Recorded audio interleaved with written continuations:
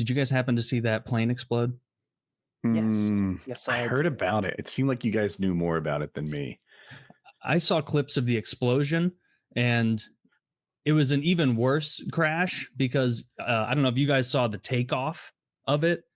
The engine was on fire as it was taking, like it hadn't left the ground. That's a clue to me not to take off. Maybe he was a newer pilot. I'm no aviator. Small fire. It'll go out in the air. That makes sense. Yeah. Just get to a high enough altitude. There's less oxygen. Yeah, right. Everyone knows fires. It's a great idea. Hate oxygen. Bad idea. But I had the same thought, Woody, where I was like, why didn't they stop it? But like maybe there were like 8 yards of runway left, and they're like, we either have to try and take off with this, or we're gonna already die because we're going 200 miles an hour and these wheels are not off-road capable, and so it'll just collapse into a pile. I don't know. They did a better job than me. Well, I don't know. You couldn't have done worse. What, were you going to go toward the children's hospital?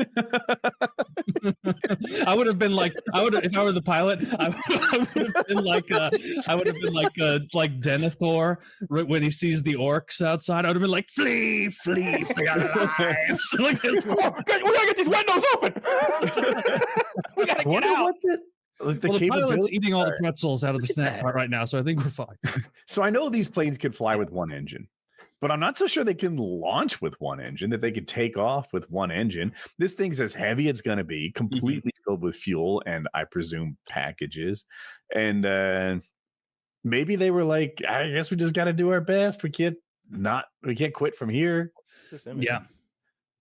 I mean, I don't know what you do in that situation. I wonder if they intentionally crashed into a nice area to crash in. Instead of what you said, like a children's hospital or something. Oh, there you go. Wait, is that where it crashed? It hit it's not a great area. It just kept going. Like I sent Zach a photo of the aerial view of the devastation, and it's like a football field of destruction, maybe more. Maybe 2 or 3 football fields of just utter devastation. It was loaded up with a there's Hawaii. The problem. He was flying sideways. You can't fly sideways. Yeah, I could have done better than that. Fucking day one shit, but see, this looks like me flying in Battlefield. This is weak sauce. Holy shit. And I know it's all over the news, but like this plane was like loaded up with a Honolulu amount of fuel. And it made it like 60 yards and then crash. So like I don't even know what the most amount of fuel you can put in a plane is, but that has to be damn near the absolute max. We were in Discord and we watched that plane. We watched the clip we just saw there of it just exploding into the biggest fireball most of us have ever seen. And I was like, man, I hope the pilots are okay. I'm betting against it. Did they? Yeah. No, man, that how many people died? I didn't see that. Probably just the 2 on the plane, right? Yeah. Unless they hit something. I don't know. They hit a populated area. They would look like an industrial center of some sort. Yeah. Yeah. There was that one there's like a black truck driver, and he's got a camera on him and a camera showing. It was that view we saw where it goes right to left. And he's just like, oh, no, oh, fuck, oh, God. Like his reactions were so genuine and bombastic that it was hard not to laugh at just him. He got out of his truck and ran away, like needlessly. Like he's the guy that loves magicians. Oh yeah. David Blaine would send him into a tizzy. 13 dead. Jeez. And 9 missing. You know, it didn't look like an area that was super hard to find people. Let's be real. I think we're being a little naive with the missing part. Like 17 as of 17 hours ago, 20 injured. Okay. Well, at least 13 dead. That's horrible. Who was in charge of that engine? Who can we blame this on? Who was the engine man? DEI, probably. Isn't that what we do nowadays? It's 2025. It was everything's the fault of a girl. They gave it to a guy in a wheelchair and he couldn't reach the brackets or something. I don't know. Yeah. Well, that sucked. That guy's tire shop got ruined. 13 people died, which is an even bigger deal. That sucks. That's the kind of analysis we turn to you for, Taylor. Yeah. You know, here we like to give this event 2 thumbs down. We like to give it a frowny face. That's how the news should operate, on thumbs up, stars, and people frowny got faces. hurt, but I'm always here for an explosion. You don't want people to get hurt. Well, we know you're fine with, explosions, but this is worse than like people dying in like a war in an explosion, because ostensibly some guy there, like you saw the explosion, it was near like a tire like change station, and so some dude who's already having a horrible day where he's like, they got me backed up like nobody's business, I got 15 cars to go through and the boss is having fucking lunch with a client and I'm just trying to make ends meet here, and then he's like, this day couldn't get any worse. What's that noise? Wait a minute, what's that noise? I smell burning hair. Yeah, that's rough. That's terrible. I feel like I would like to see the statistics. Obviously, they exist unless Trump stopped counting or made someone stop counting. But like, are we actually having more air crashes in recent times, or the last year or two? I haven't heard about one in a while. Yeah, it's been a minute. There were two back to back like a year ago. I remember. Right. And this one, sometimes I'm like, would this have made news anyway? Yeah, this one would have made news. It was a fantastic explosion and it hit a populated area. Like this is newsworthy. Mm-hmm. But I do always wonder, because I bought into the year of the shark for a minute there, where I'm like, man, why are there so many shark attacks? It was like a normal or below average amount of shark attacks. Just every time. Shark spottings in the ocean were making the news. Shark spottings are not news. That's where they live. In regard to the year of the shark, I saw a very compelling graph that showed that ice cream sales and shark attacks follow a very similar path. Ooh, I actually didn't know where you were going. I was like, are people staying out of the water? Because I can imagine if I'm the boardwalk vendor, sales are great. No one's swimming. All they do is walk around my store. But I guess not. No, it was just like one of those people being like a dick where they're like, yeah, I think ice cream is causing it. And it's like, well, clearly there are some corollary things there.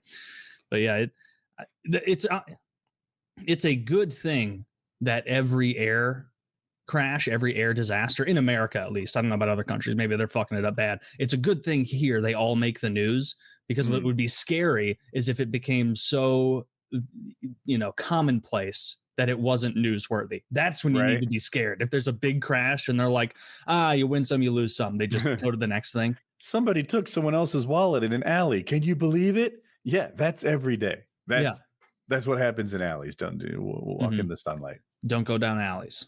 It's safer not to. But anyway, RIP to the people killed in the plane crash. I like to think that I could have Mark Wahlberg to that situation. Maybe I could have steered us to the sea. You gotta pull up, dummy. I could have taken us all the way from that. I'm not going to say that. I would have inverted the bird. I would have inverted the bird and landed us safely. When I saw the plane crashing, I would have caught it so that it landed more gently. You know what would have been funny is if like I'm on that plane and the engine's on fire and I'm like, it's time to fight back. And I have a box cutter and I'm running to the front. They're like, this is not a terrorist thing. We're just having. I'm told you fight fire with fire. Throw a match or something. Yeah, that's what you need to do. Oh man, fighting fire with fire is a stupid idea. I thought it was dumb too, but then I saw a video of a fireman that made it make sense. But I thought it was more complex than it actually was, because going into the video, I was like, it can't possibly be that they just see where the fire is going to be and burn everything beforehand. So the fire gets there and it's like, aha, we've already burned it. And it's like, no, that's exactly what it is. You just burn everything. Certain situations, controlled burn, that makes sense. But by and large, fighting fire with water, CO2, foam, those are your go-tos. Yeah. Water is the goat. Like unless it's an oil fire on the oven, then a lid. Dude, how are people still so stupid they pour water on oil fires? Like every time I see someone that I'm just like, why is there not a man here? Why is there no man in this house? Sometimes it's a man doing it. All you got to do is say, don't pour water on that.